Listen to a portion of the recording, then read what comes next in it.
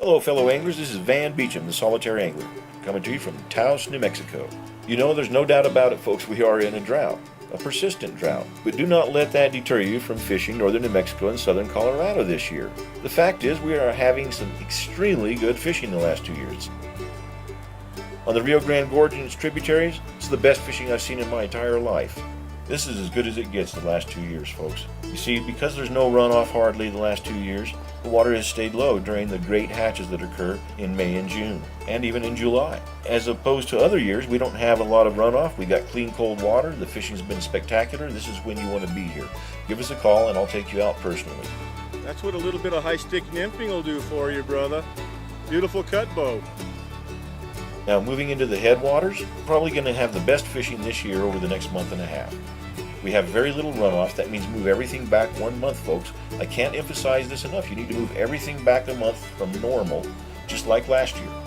The best fishing last year was in June and early July, okay? Not July and early August. Move everything back 1 month, and that's what you'll have on all the tributaries of the Rio Grande as well.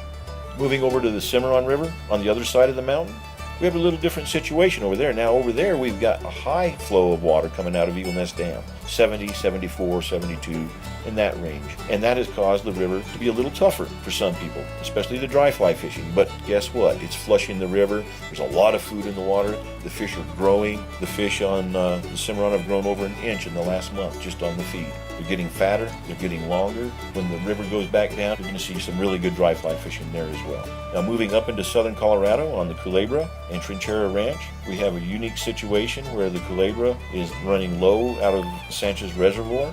The runoff is not very heavy.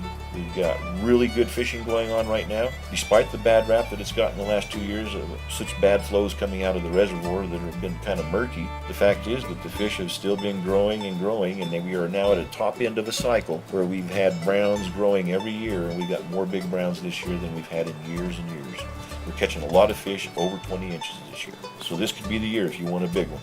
Give us a call.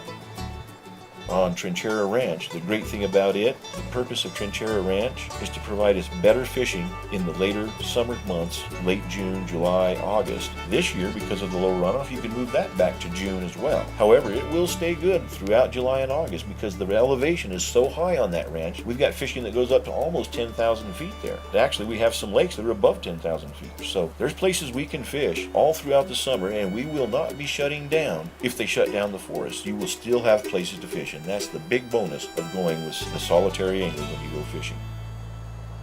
Till then, this is Van Beacham, the solitary angler, saying tight lines.